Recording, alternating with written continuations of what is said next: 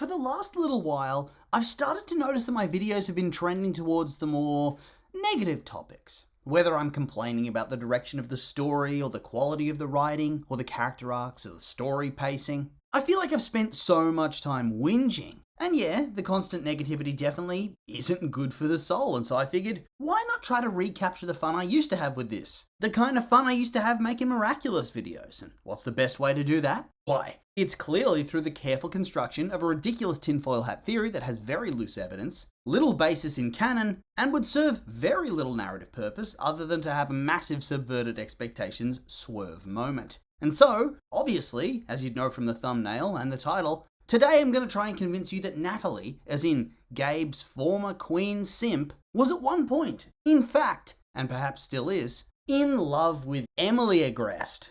I know, strap on your tinfoil hats and gather round, space cadets, because we're going to the moon with this one, as we craft the miraculous crack ship to end all crack ships. And already, I can feel your doubts. And yeah, I get it. All these years, the story, it's hinted that Natalie's in fact been in love with the smooth-brained supreme himself, Gabriel Agreste. And you would be right to take a look at all the available evidence and come to that conclusion. After all, from the very beginning of the show, she's been in the dude's corner. Remember all those early season episodes where Gabe emotionally abuses Adrian, his son. And Natalie, she's not only standing by letting it happen, but in many cases, she actively facilitates and engages in that abuse as well. She might not like it, but she's still a participant. For her to be willing to do that to a child, well, at first I figured she must be well paid. But then you see that she genuinely cares about Adrian and, well, pretty much loves the kid like her own son. So why would she be part of trying to control his life so heavily,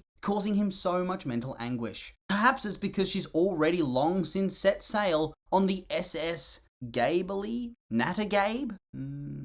Natmoth? Hawknat? Hawkura?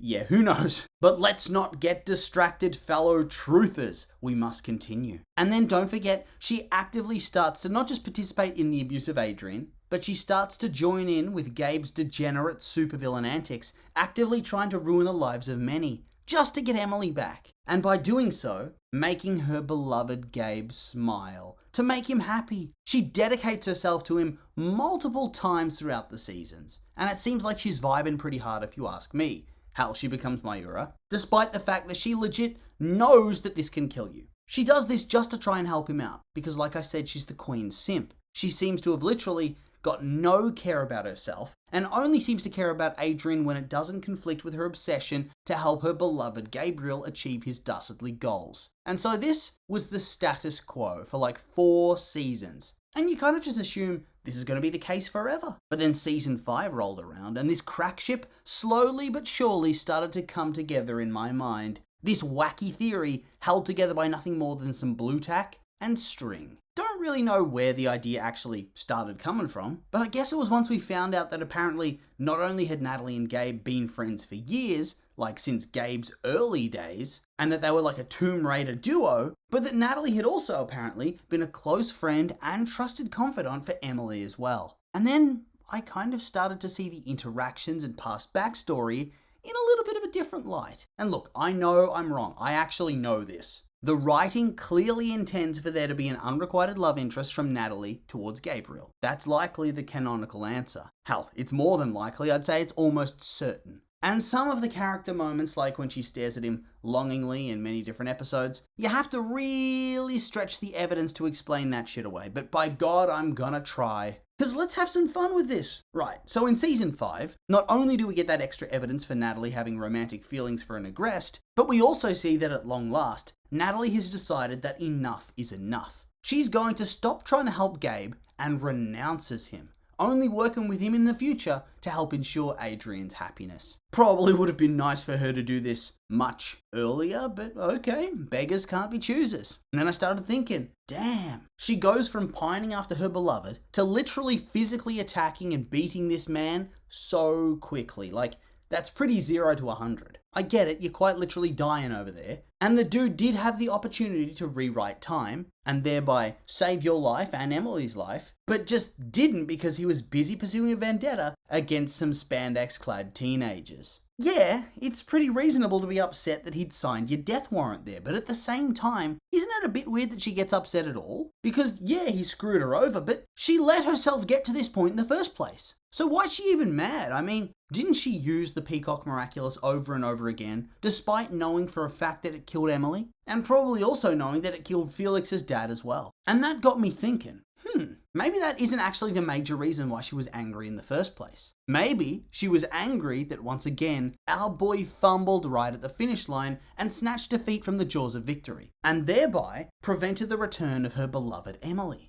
Otherwise, it's a pretty quick turnaround from, yes, I'll dedicate my life to your cause and die for you because I love you, to, I hate you and I want to sabotage your every effort, burn in hell. And so, I kind of think perhaps you have to look at it through a more tinfoil lens. Perhaps she was never dedicating herself to Gabe at all, despite the goo-goo eyes, but instead, she was dedicating herself to the cause of bringing Emily back, returning her lost love. And if you think that this evidence has been flimsy, oh boy, I have more flimsy evidence to show you. Okay, so in season 5, we see Natalie open up a secret safe that she keeps behind a photo, and within, we have a bunch of stuff that hints at the interpersonal relationships between her and the Agrests. We have photos, and a bunch of videos that Emily seemingly left for Natalie after she'd died. Basically a last will and testament sort of thing. So the pictures pretty much tell us that Gabe and Natalie work together, and indeed, Natalie outright says this to Gabe during the episode that she gets akumatized during season 5. And we also see that Natalie saw Gabe and Emily start their relationship and seemed shaken up by it. And you'd think that this would imply that Gabe and Natalie were likely good friends and that she got jealous. But is this the case? I mean, look at their interactions in the early days of the show.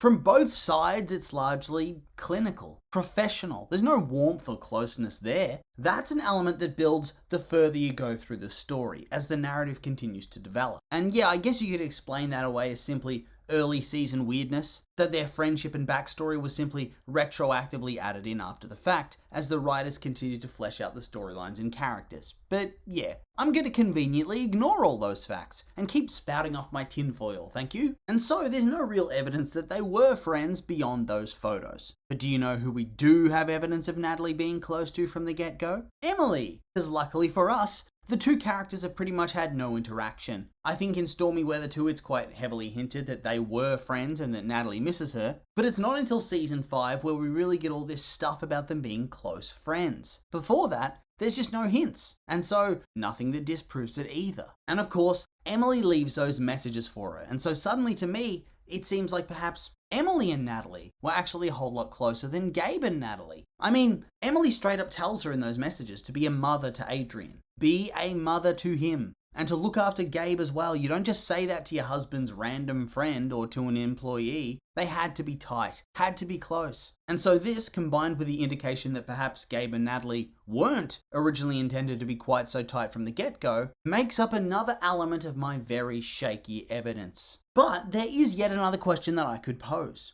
How much of a simp do you need to be in order to willingly sacrifice your health again and again to the point you're literally dying? And not only that, but knowing you're dying and that there's no cure. She knew there would be no cure going in, and yet she uses the Peacock. And it's not like she's doing it to save Gabe's life or save Adrian's life or anything like that. It's to bring Emily back. Now, if you're vibing a man, like the show expects you to think she's vibing Gabe, it's such a weird and deeply simpy thing to do. Like, why would you sacrifice your life, as in all the possibilities of your future, just cut short, just to help this man bring back his dead wife? Doesn't that seem a bit weird to anyone else? Especially if you know for a fact that said dead wife even wanted to stay dead, for him to give up his obsession with the Miraculouses and for you to take care of her son since she can't anymore.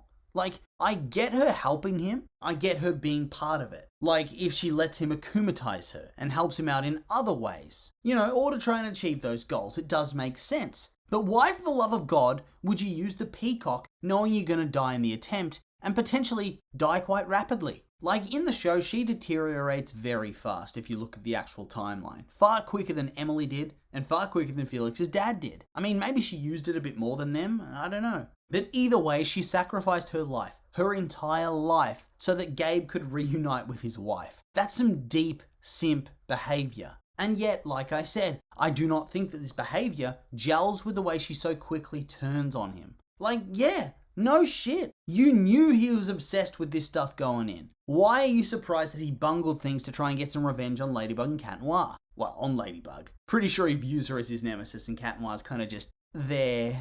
Which is, yeah, poor Cat Noir. But yes, she rapidly turns around and suddenly she hates his guts. After all that time, after sacrificing herself, this is where she draws the line. I mean, she's been going against the wishes of Emily this entire time, all to bring back her crush's wife? I think not. It doesn't hold up well. But doing all of that, undertaking all these actions, sacrificing herself, it holds up a lot better if she's trying to restore her lost love. Bring Emily back to life because she loves her, in the same way as Gabe. And so under this new light, her devotion to Gabe, her support for him, her sacrifice for him, all of that simply a way to channel her devotion to Emily. But now she thinks it can't be done. She thinks they've run out of time. She thinks Gabe's ruined everything. And so she reverts to simply doing what Emily would have wanted and caring for Adrien with the limited time she has left. And yeah, I know, the evidence. It's patchy and it's thin. But regardless, I actually think this would be a god-tier twist. Don't you? Could you imagine? And I think it would really frame Natalie's character in a whole new light and bring together her varied characterization from across the seasons. And on top of that, it would also serve as a bit of a reflection of Gabe's arc. One loves her and lets her go, and the other is completely unable to